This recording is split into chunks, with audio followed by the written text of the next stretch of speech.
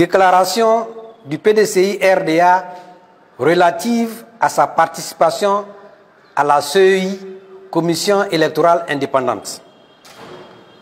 Depuis plusieurs années, le PDCI-RDA, les coalitions des partis politiques de l'opposition et les organisations de la société civile demandent l'instauration d'un dialogue politique en vue d'examiner les différentes questions relatives au processus électoral en vue de permettre l'organisation d'élections inclusives, crédibles et transparentes.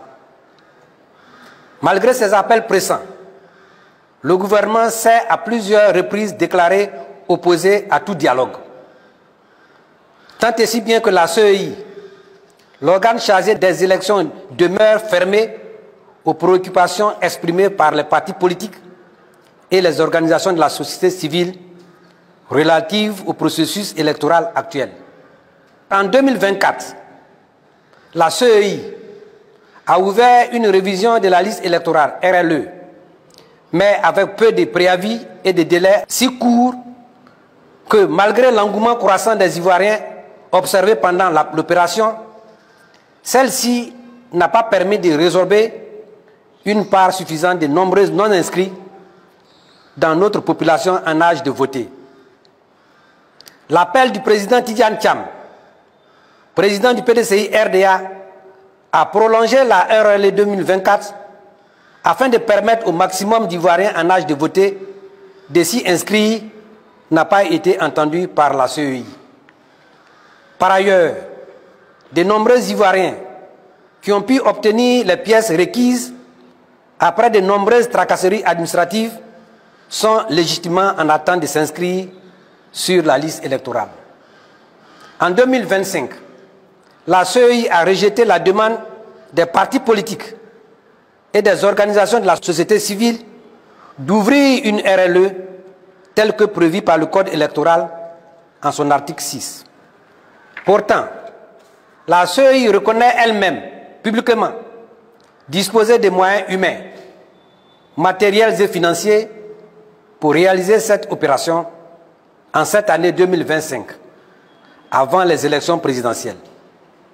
L'analyse réalisée par le PDCI-RDA et ses alliés sur la liste provisoire du 17 mars 2025 montre, comme il fallait s'y attendre, plusieurs irrégularités inacceptables, dont les plus remarquables sont entre autres 1. Des inscrits qui n'ont pas de prénom, de date de naissance, de lieu de naissance ou de père. 2. Des mères ayant plus de 50 enfants chacune. 3. Des électeurs plus âgés que leurs parents. 4. Plus de 2 millions d'inscrits dont les enregistrements sont suspectés d'être des cas frauduleux. 5. De nombreux morts. Cette liste est loin d'être crédible. Le PDCI-RDA note avec regret le refus systématique du gouvernement de faire droit aux requêtes des partis de l'opposition et des organisations de la société civile pour un dialogue politique permettant d'aborder les questions relatives au processus électoral, notamment sur la CEI, sur la liste électorale et son audit, qui pourtant sont des conditions essentielles à l'organisation d'un scrutin transparent et apaisé. Au regard de ce qui précède, le PDCI-RDA, prenant l'opinion nationale et internationale à témoin, ne saurait tolérer les nombreuses insuffisances de la CEI et son incapacité avérée à organiser des élections justes, inclusives, transparentes et crédibles.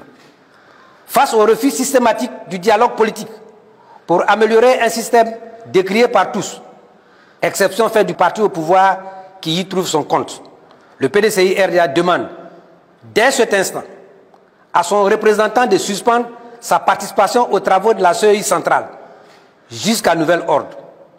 Cette instruction ferme étant valable pour tous ses représentants intervenant dans les structures locales de la CEI. Le PDCI-RDA, parti de dialogue, d'ouverture et de progrès, bénéficiant du soutien de ses alliés de la coalition, exige, premièrement, l'ouverture du dialogue politique de manière pressante afin d'éviter une autre crise à notre pays. Deuxièmement, la réforme de la CEI en vue de la rendre totalement indépendante. Troisièmement, l'audit du fichier électoral. Fait à Abidjan le 11 avril 2025, le président Tidjane Thiam, président du PDCI RDA, est par ordre le porte-parole. Je vous remercie.